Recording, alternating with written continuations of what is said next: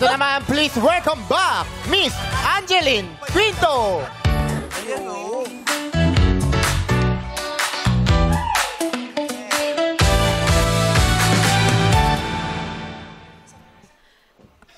Parte ng show ang mga pagkakataon na kumurot sa ating mga puso. Moments that make her beloved hosts human. Ito ang Ryan Cayabyab Award. At narito po ang mga nominado.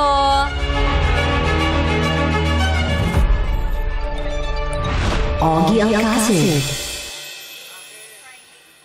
Anong tumatakbo sa isip mo, Ogie? Matagal kasi akong hindi ko kasama yung mga anak ko dalawa. Ilan taon yun? Halos 20 taon. Of course, different situation. But as a father, I was trying my best.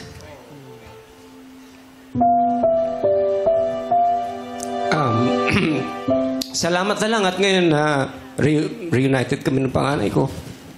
But all those years, hirap. Ion Perez. Wala na yung proud sa akin na sa tuwing nakikita niya ako sa TV, araw-araw tumatawag yun na proud ako sa kapatid ko. Si Noy, mabait na bata. Sa panahong ramdam ko na yung tao lahat galit sa akin, isa lang yung taong naniniwala. Nagiginig sa akin. Kaya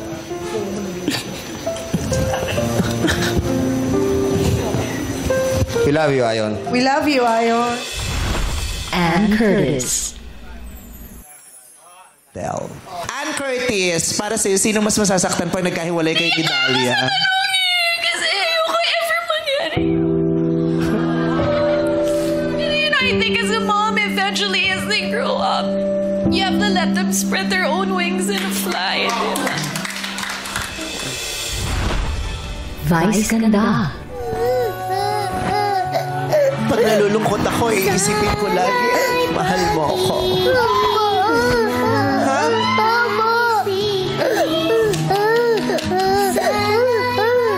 Kaya sorry minsan pag wala ako. Kasi minsan nalulungkot ako. Kasi nakakalimutan ko, ay, Masaya naman ako nakasama kita ngayon. masaya din ako. Masaya ako pag kasama kayo. Kaya minsan nalulungkot ako kasi natatakot ako. Baka hindi ko na kayo makasama. Kaya ngayon na may pagkakataon ako na makakasama kayo, gusto ko lang maging masaya. At masaya ako na masaya ka. Lassie. Kung naging malungkot ang journey ko nitong taon na to, kasi nalagasan po ako ng tatay. Tapos, binaha kami.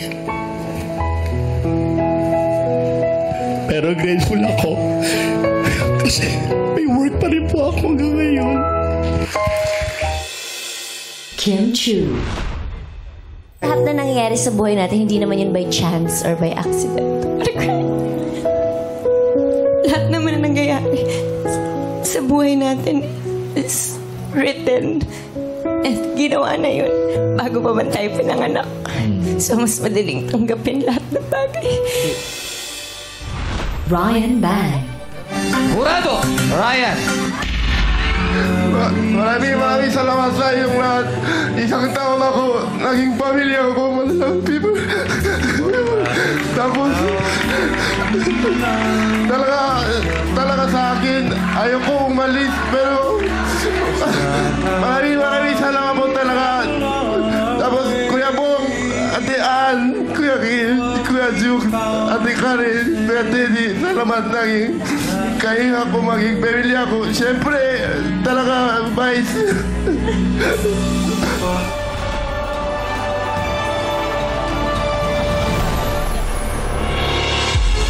And the Ryan Cayabyab Award goes to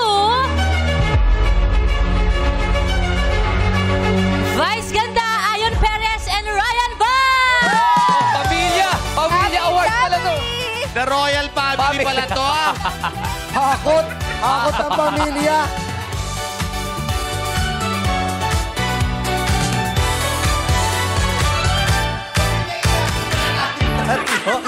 Sama mo pa tong isang to. oh. Wala dapat eh.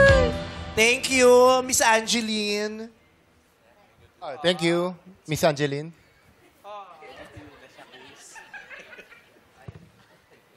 Palit tayo, Ryan Bang.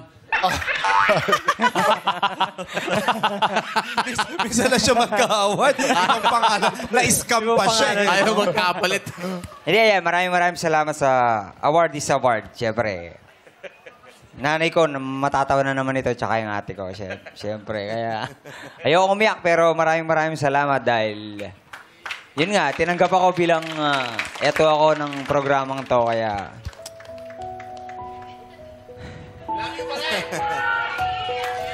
maraming salamat po sa inyo lahat. Ako naman po, madalang people, nung 2010, nung nagburado na ako sa hurado, akala ko tapos na po ako.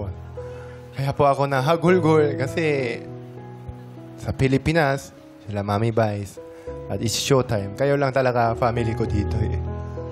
So, pero ang galing ni Lord na may mas maganda pala balita.